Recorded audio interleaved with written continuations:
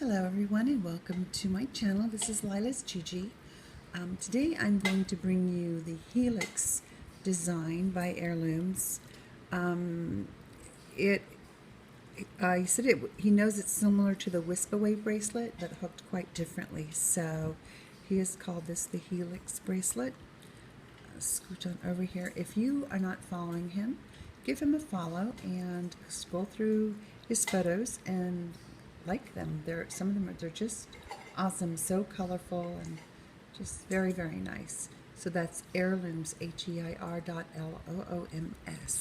Give him a follow for me.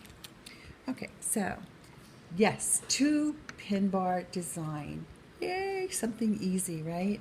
So first thing I'm going to do is I'm going to lay my closure band, and I'm using metallic whites and pink sweets because this is for my granddaughter, and I'm only going to go up 1.5 looms. So our first band will be laid, oops, so I can get it in there, right here. And you want to make sure you push your bands down, okay? Next thing we're going to do is lay a band this way. And then you're going to take your colored band or your accent band and lay it that way. Okay. Next thing we're going to do is we're going to lay 2 border bands, one up on this side and one up on this side, pushing those bands down. From here out, it's really very simple. You're going to lay your color band from here to here. I don't know if you can see it because it's light. Okay, and then a border band straight up from that diagonal. From here, you're going to, so the zigzag in the middle is the one that has the color on it. Well, for me, it's the pink. So do that part, the diagonal up, band straight up, your border color, a band this way, the other diagonal, and then straight up. So you want to do that all the way to the end of your loom, making sure you've pushed your bands down. You can do it as you go or after you've finished. When you get to the end of the loom, I believe it's going to look like this, and then you're going to lay 1 band this way, your colored band, the diagonal, and then close it off. So let me finish mine, and then I will be back with you to show you what it looks like at the top. Okay, I am back, and the last thing I did was when I got to the top here, I laid a band straight up here.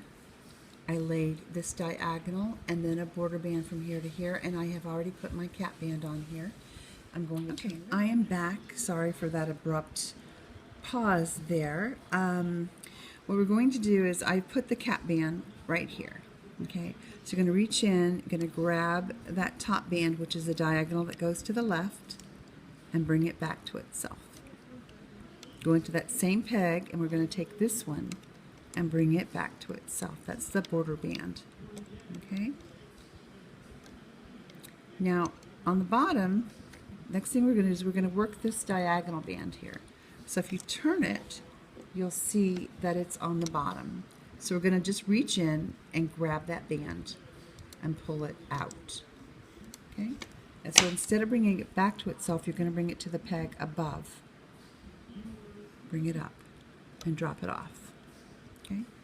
We're going to drop down to the very first peg over here that the cap band is on and bring up 2 border bands. 1 and 2. Okay? We're going to work this diagonal next. Just reach underneath, grab it, and instead of bringing it back to itself, you're going to bring it to the pin above, like so. Okay? And drop down, grabbing this border band right here, going to bring it back to itself. Make sure you don't miss any of the diagonals, okay? Did I miss anything? No, I did bring that back. I'm just taking a look to make sure that they're there. Okay, so the next diagonal not done is this one right here. So once you drop off that border band, you'll drop down, and that's where you'll know you have to get next. So you reach underneath, grab it, and bring it up on a long stretch. Drop down. All crooked, isn't it? grab the border band and bring it up and drop it off on that same band. Okay. Since we brought this up, we're going to drop down and grab this diagonal and bring it back to itself. Dropping down, grabbing the border band only, and bringing it back to itself. And that same pin, you're going to reach in and grab that diagonal band, pull it out, and give it a long stretch. Okay, I'll do this with you a couple more times. Drop down, grab the border band, bring it up, drop down, grabbing this diagonal from the outside and giving it a long stretch. I'll drop down, grab this border band, bring it back to itself, and drop down and grab this diagonal and bring it up, long stretch. So go ahead and finish that all the way up to the end of your loom, and I will be back with you when I've done mine. Okay, I am back and at the end. So the last thing I did was I brought this long diagonal, or the diagonal long up there. So now what I'm going to do is I'm going to drop down, same design as before. I'm going to pull this straight up, and then I'm going to reach in and grab this short pink one right here. Now there, you can't put it straight up, so what I'm going to do is just bring it back to itself, and hopefully that's correct. I'm going to reach in and grab that last border band and bring it back to itself. Okay, so I'm going to, I have my closure band already on here, so I'm going to reach in and grab that closure band and bring it through everything. Okay, now I'm using a C-clip, which I normally don't do, but because my fingers are big and they don't seem to work really well for me. So let's see if I can't get this on here without too much trouble. I know you guys can probably just pop them on easy peasy, but for me it's a little more difficult. Yeah, that's what happens when you have big fingers.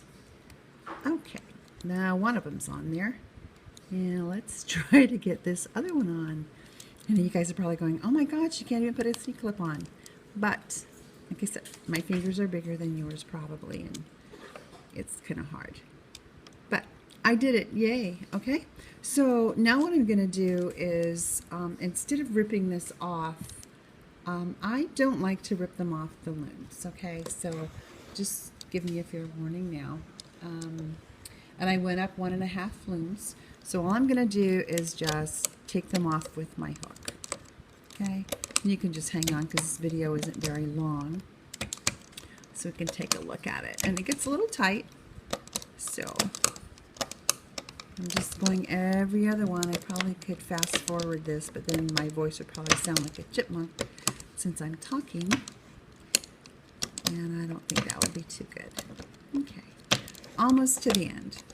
All right, just lifting them off with my hook. Even on the little bracelets, I don't like to do that.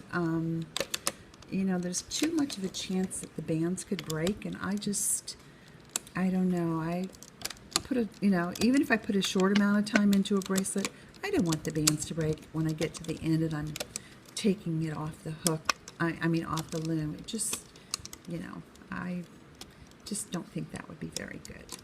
All right, so this is what it looks like. I'll move that out of the way. What I do is I give it a nice little pull, and it kind of pops the bands, these pink bands, into place. Okay, because and you'll have to fiddle with it a little bit. It's a real cute little skinny, and I know you probably can't see it very well because of the pink and the white. Maybe I should have used a darker color, but for me, you know, this gives me a gap, which I know is perfect for my granddaughter because her wrist is much smaller than 6.5. So I did not go all the way to the top of the loom. If you had gone all the way to the top of the loom, it would probably have fit a 6.5 inch wrist. Okay, so this is the Helix bracelet, and I'm going to go through and I'm going to pull some of my bands out so the sparkly shows, like right there. You can't see it very well because of the colors, but This is the Helix bracelet by Heirlooms. Give Heirlooms a follow on Instagram if you'd like, and if you would like to see more tutorials, go ahead and give me a follow on Instagram and subscribe to my channel here on YouTube. So that is the Helix. Like I said, it's a skinny and it's pretty sturdy. I'm liking it. My granddaughter will just love this. All right, everybody, take care.